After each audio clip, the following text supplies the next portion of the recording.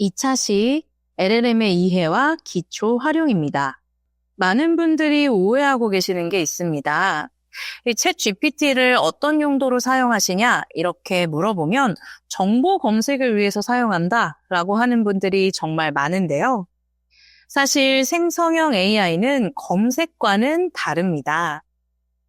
기존의 검색 서비스가 어떤 단어들을 입력하면 실시간으로 정보를 탐색하는 데에 비해서 생성형 AI는 미리 학습한 것을 기반으로 직접 문제를 풀고 콘텐츠를 만들어내는 것. 즉, 현재 여러 웹사이트에 존재하는 정보를 가지고 오는 것이 아니라 직접 콘텐츠를 만들어내는 것이 생성형 AI의 특징입니다. 챗 GPT라고 했을 때 GPT의 동작 원리를 쉽게 설명하면 이렇습니다. 챗 GPT가 문장을 만드는 방법은 빈칸 채우기와 같다라는 것이죠. 예를 들어서 내가 조선의 땡땡이다라는 문장이 있다고 하면 어떨까요?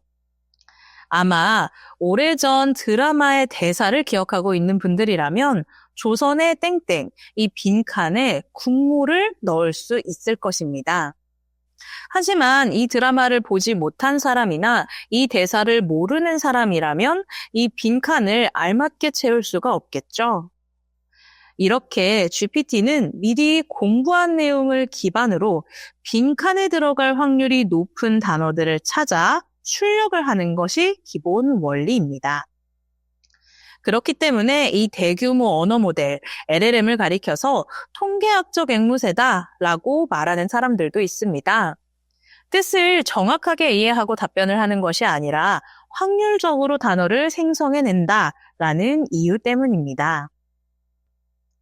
실제로 이 GPT의 원리에 대해서 조금 더 구체적으로 살펴보면 이렇습니다. GPT는 Generative Pre-trained Transformer의 약어입니다. 즉, 생성적으로 미리 훈련되어 있던 것들을 출력하는 트랜스포머 모델이다 라는 뜻이죠. 이 등장 초기에는 컴퓨터가 자연어를 처리하는 기술, 이 NLP라는 기술에서 시작이 되었는데요. 처음에는 문법과 같은 언어 규칙을 기계가 잘 이해할 수 있도록 바꾸는 데에 이 AI 기술에 초점이 있었습니다. 하지만 연산 속도 그리고 디지털화된 데이터가 증가하면서 또 딥러닝이라는 알고리즘이 발전이 되면서 인간이 규칙을 전부 다 알려주는 대신에 기계 스스로 학습하는 방식으로 발전되게 되었는데요.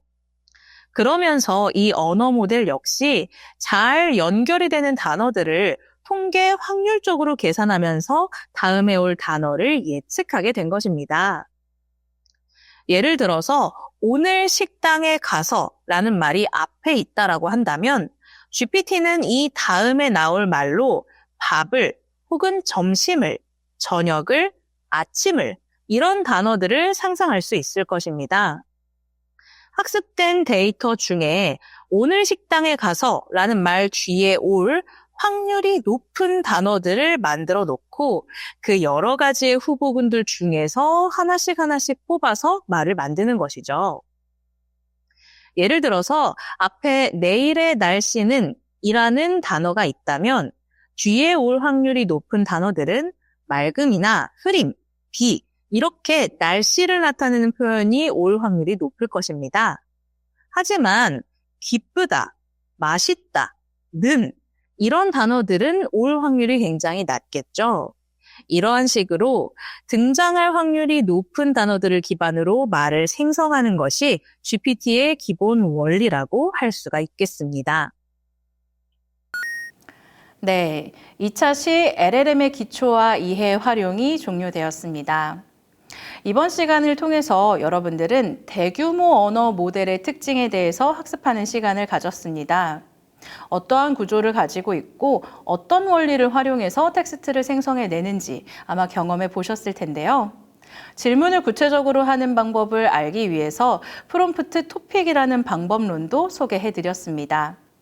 6가지 각각의 요소에 대해서 질문들을 하나씩 채워나가다 보면 훨씬 더 높은 퀄리티의 질문을 하게 되고 또 더 좋은 품질의 답변을 받을 수 있다는 것을 경험해 보실 수가 있었습니다.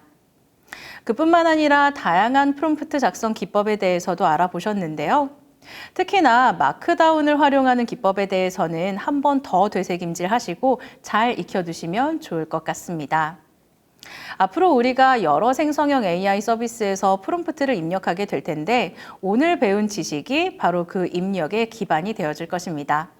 수고하셨습니다.